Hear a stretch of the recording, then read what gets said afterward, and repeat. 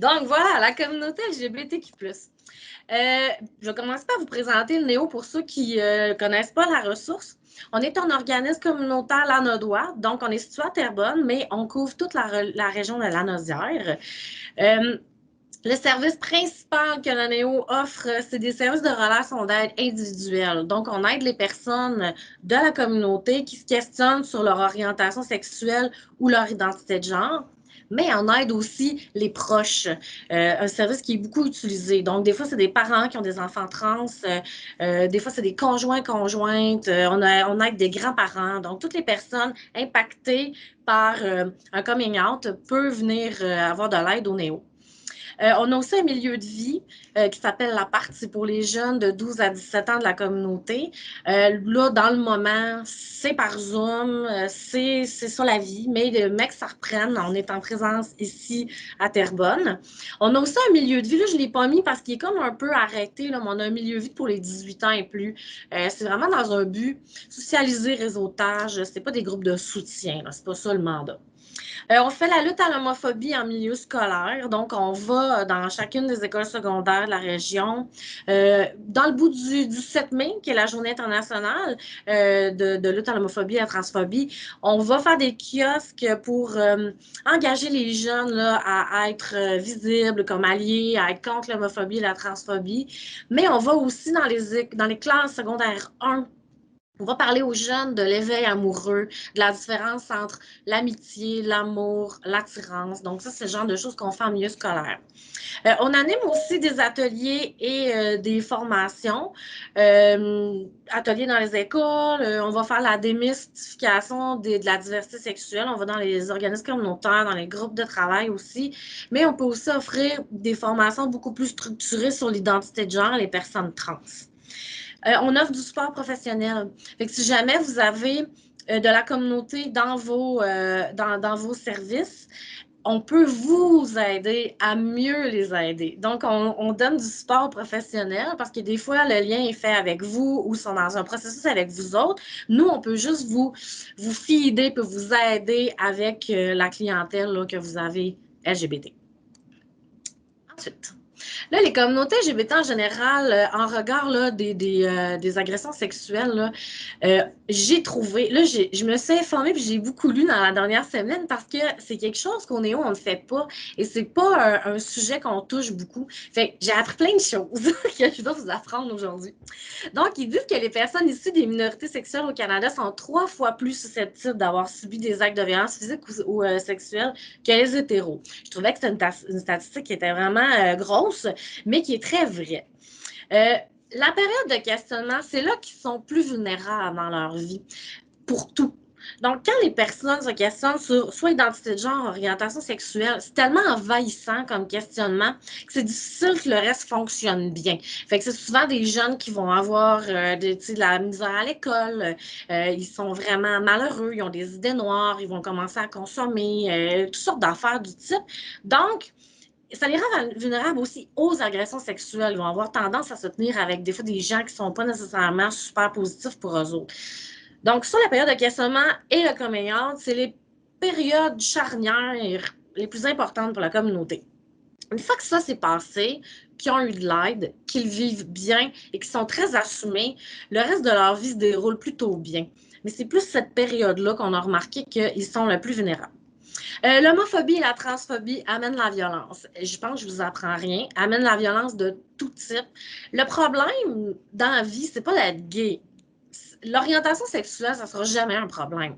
Le problème, c'est de vivre de l'homophobie parce que tu es gay. Et c'est ça qui fait que les personnes de la communauté vivent des violences. C'est très difficile, je me suis rendu compte, d'avoir des statistiques fidèles, en réalité, parce qu'il n'y a tellement pas de personnes qui dénoncent. Puis, dans toutes les études, ils disent, nous, c'est ça notre stat, genre, mais c'est ce qu'on a remarqué, puis c'est ce qu'on a vu dans nos entretiens avec des personnes. Il n'y a pas vraiment de statistiques très fidèles. C'était difficile d'en trouver, du moins. Je vais commencer par vous parler des femmes lesbiennes ou bisexuelles, qui sont probablement la communauté la plus touchée par les agressions sexuelles. Ils sont beaucoup vus comme des bêtes de sexe, influencés par la porno. personne n'est étonnée, je pense. Donc, il va y avoir beaucoup de fantasmes qui vont être nourris auprès de certains gars qui vont vouloir faire des choses avec des filles qui sont lesbiennes et qui ne sont zéro intéressées par des garçons. Donc, dans des parties où il y a beaucoup d'agressions sexuelles qui vont se passer de ce type-là. Puis, eux autres, en plus, peuvent être agressés autant par les hommes que par les femmes. Donc, on vient doubler la population qui peuvent abuser des femmes lesbiennes ou bisexuelles. Parce que oui, il y a des agresseurs féminines qui vont abuser de filles. 44% des femmes ont été victimes qui sont lesbiennes et bisexuelles. Donc, c'est énorme. Moi-même, j'ai fait le saut, mais c'est les statistiques qui étaient sorties. Le mythe qui a la dent très dure aussi, c'est que tu es devenue lesbienne parce que tu as été agressée. On vient souvent invalider leur orientation sexuelle. Il y a beaucoup de femmes qui elles-mêmes se questionnent. Ils viennent au néo. Je pense que je suis lesbienne, mais on me fait douter de mon orientation sexuelle parce que j'ai vécu des abus. Puis on me dit que je suis tellement dégoûtée des hommes que maintenant, je les aime plus. Fait que là, avec elle, on va déconstruire des mythes parce que non, en orientation sexuelle, ça peut pas être influencé par des traumas ou des choses vécues. C'est quelque chose de beaucoup plus profond que ça. Donc, on essaie de déconstruire ce mythe-là, mais il y a la dent dure parce qu'on en a régulièrement là, des femmes qui doutent de leur propre orientation sexuelle. Quand l'agresseur n'est pas un homme, c'est compliqué. C'est très difficile de dénoncer. Souvent, ils ne sont pas pris au sérieux, donc ils ne vont pas dénoncer. Aussi, il y a une banalisation des agressions faites par une femme. On ne va pas avoir l'image du gars grand, là, fort, qui domine. Puis là, on n'est pas là-dedans, là, c'est plus insidieux. Là, elle a été agressée par sa blonde, mais là, voyons, absence de pénétration de pénis, comment qu'elle a été agressée. Fait que les femmes qui ont dénoncé dans le système judiciaire, puis que c'était une femme, leur agresseur, sont toutes ressorties de là très déçues et traumatisées parce qu'ils n'ont pas été compris, entendus, ils n'ont pas ça n'encourage pas non plus les autres femmes à dénoncer. Là, j'avais pas de stats, j'étais très déçue, là, mais il n'y avait pas beaucoup de stats sur le pourcentage de femmes abusées par des femmes, mais on peut imaginer qu'il y en a quand même pas mal. Les femmes trans, maintenant. Une femme trans, c'est un homme à l'origine qui se sentait, son identité de genre était féminine, qui fait une transition pour devenir une femme. La période de transition, c'est clairement la période où ils sont le plus vulnérables. C'est très difficile de faire une transition et c'est très long. Donc, c'est une longue période difficile et on est très vulnérable dans ce temps-là. Beaucoup de femmes trans font du travail du sexe. La raison est très pécuniaire, c'est de faire de l'argent rapidement. Les hommes trans, donc les femmes qui s'en vont vers hommes, dès qu'ils prennent de l'hormonothérapie, vont avoir des changements physiques assez importants. Ils vont avoir de la barbe qui pousse, la voix va muer, une carrure, c'est plus facile de se couper les cheveux. C'est des changements qui ne coûtent rien et qui vont assez rapidement. On va avoir une mastectomie, l'ablation des seins, ça c'est couvert par la RAMQ. Donc, pour un homme trans, sa transition va bien, ça ne coûte pas trop cher. L'inverse, c'est vraiment pas vrai. Les femmes trans, quand elles prennent des hormones, ils vont peut-être avoir un petit peu de sang qui vont pousser, ça dépend vraiment des femmes. Il y en a pour qui c'est pas suffisant, donc ils vont demander une augmentation mammaire, c'est à leurs frais.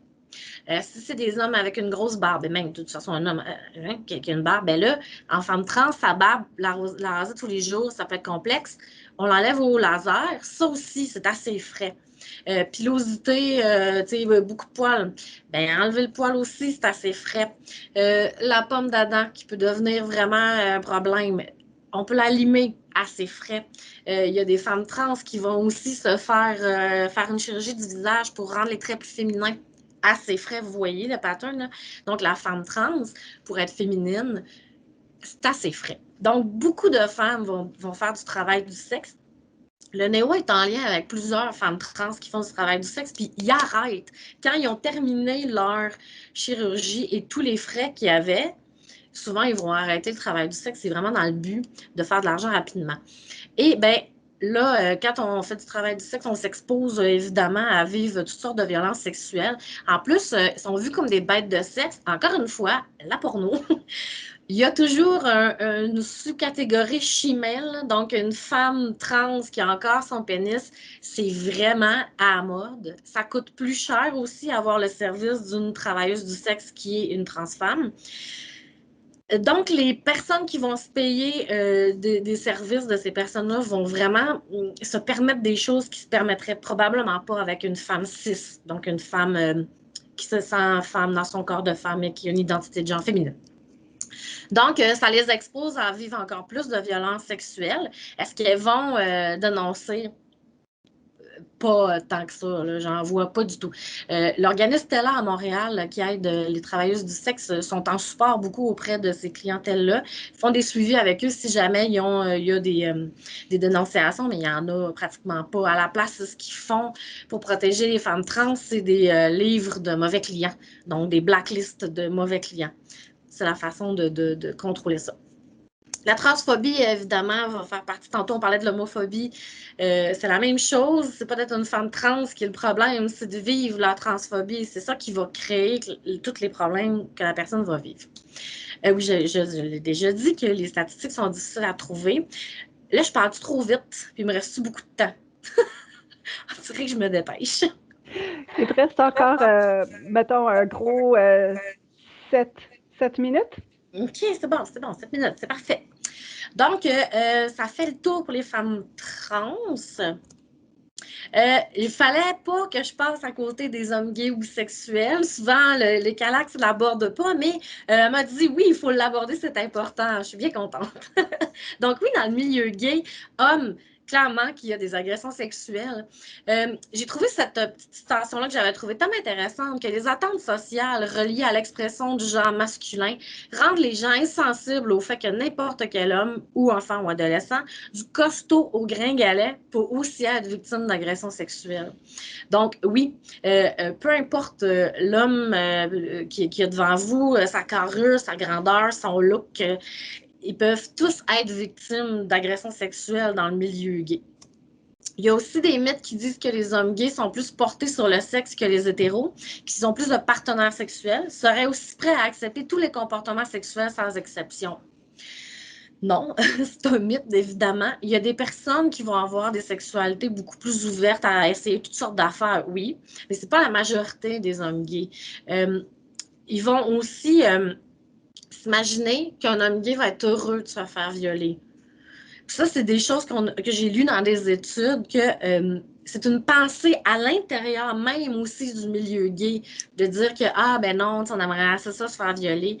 Puis c'est très banalisé aussi dans le monde gay, ce qui est bien, bien épouvantable. Ils sont très en arrière au niveau des agressions sexuelles dans le milieu gay par rapport au reste de la population.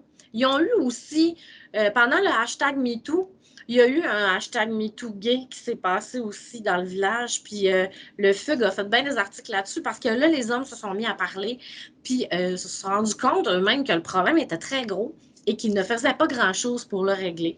Donc, il y a beaucoup d'organismes de Montréal qui vont probablement, dans les prochaines années, se mettre à en parler plus. L'organisme Réseau fait bien de la sensibilisation auprès des hommes sur le consentement sexuel. Il y a des choses qui se passent, mais on voit la situation parce qu'ils sont vraiment très en retard. Il y a aussi un phénomène que je voulais parler qui est de plus en plus à la mode, qui est le chemsex. Je ne sais pas si vous avez entendu parler de ça. Le sexe chimique en français, genre. Là. Donc, c'est des personnes qui vont prendre, souvent c'est du cristal meth, qui vont prendre, mixer avec un petit Viagra, puis sont partis pour 8 heures de sexe. Donc, dans des milieux comme ça et dans des contextes comme ça laisse place beaucoup aux agressions sexuelles. Les hommes arrivent, sont consentants, on consomme, on est 2, on est 3, on est 4, c'est nous, on a notre petit party entre nous, mais une fois qu'ils sont gelés et qu'ils sont plus là, ben, des fois, il y a des gens qui se rajoutent, puis là, ben, le deal de départ ne tient plus. Ça crée des situations. Nous, on est où? On a des hommes qui ont attrapé le VIH de cette façon-là. C'est des agressions sexuelles, bien que, tu sais, c'est un party de sexe entre boys, mais il était consentant avec ces personnes-là, pas avec toutes les autres qui sont arrivées par après. Aller défendre ça devant un juge après, puis aller voir un policier en disant ouais, ben j'ai été violée, mais j'étais en consommation d'un party de sexe. T'sais, ils vont vraiment pas dénoncer, là. Fait que c'est le problème majeur, je me rendais compte avec la clientèle LGBT, ils dénoncent pas. Fait que de les accompagner dans ce processus-là, on aimerait ça, mais il y a vraiment pas beaucoup de dénonciation. La honte de leur orientation sexuelle, la honte de la situation dans laquelle ils se sont mis. Mais assurément que le Calax a des femmes lesbiennes qui ont été abusées par des hommes qui vont dans vos services. Je suis à peu près certaine que vous en avez. Donc, ils ne vont pas nécessairement venir au néo, mais on les voit peu. Ils sont très invisibles, finalement, la communauté. Ben, ça dépend tout le temps c'est qui la personne qui va les recevoir au poste de police pour prendre leur déposition parce que des fois, ils revirent de bord assez rapidement. S'ils sentent que la personne est un peu homophobe, va poser des questions des fois différemment que si c'est une personne hétéro. Il y a aussi les personnes trans qui vont se faire mégenrer en partant. C'est une femme trans, mais elle n'est pas encore super féminine. Puis là, on lui dit monsieur. Tu viens complètement canceller son désir de dénoncer. Fait que ce genre de petits faux pas maladroits, parce que c'est des personnes, c'est des humains québécois, toutes les subtilités qu'Assiba parlait tantôt sont pas nécessairement bonnes aussi pour la communauté LGBT. Là. C'est monsieur, madame, tout le monde qui ont juste une orientation sexuelle différente. Donc, c'est pas difficile, je pense, d'intégrer les personnes et de leur faciliter la vie en offrant des formations auprès des personnes qui prennent les dépositions ou j'imagine qu'au CAVAC aussi, on vous a déjà formé. Si c'est pas fait, bonjour, on peut sûrement aller vous former, mais d'avoir la sensibilité de pas prétendre connaître l'orientation sexuelle de la personne, de pas la hâter sans qu'elle l'ait dit. Tu sais, si c'est un homme qui vit une double vie, qui a une femme, des enfants, mais on the side, il est gay, mais il l'a pas dit, ben là, attention, on peut pas le hâter sans sa permission. Donc, c'est toutes des mini-subtilités qu'avec une bonne formation puis une bonne sensibilité à la cause, ça pourrait être bien, là, puis bien se régler. Mais d'encourager les personnes à dénoncer, dans la vie en général, c'est dur. Fait qu'on se rajoute une couche de gâteau, de honte, puis de mon orientation n'est pas respectée, puis bon, c'est encore plus dur. Fait que, je pense que le travail de fond de la société en général, d'encourager les dénonciations, ça va finir par pousser eux autres aussi à dénoncer. Là. Mais pour l'instant, c'est ça la situation.